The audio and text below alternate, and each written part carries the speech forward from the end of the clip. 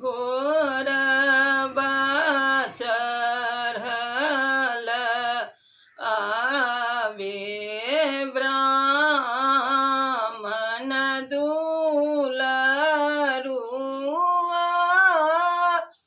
हाथ दुनु कमल के फूल हे घोरबा चढ़ल आवे ब्राह्मण दुलरुआ हाथ शोभे कमल के फूल हे कथी बिनु आहो ब्राह्मण मुहम्मा मलिन भेल कथी बिनु शक्ति के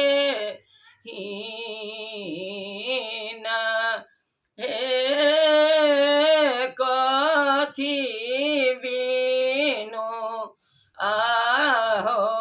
ब्राह्मण मुहम्मा मलिन भेल कथी बिनु शक्ति के हीन हे पान बिनु आहो सेवक मुहम्मा मलिन भेल जनऊ बिनु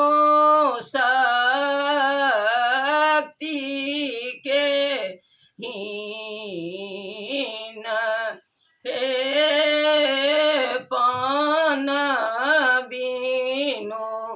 आहो सेवक मुहम्मा मलिन भेल जनऊ बिनु शक्ति के हीन हे खाए लिया आहो ब्राह्मण पाकल बीर पानमा पहिरलिया पियर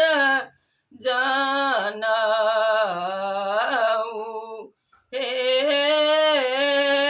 खाए लिया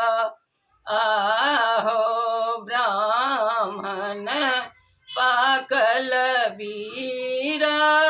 पानमा पहिरलिया पियर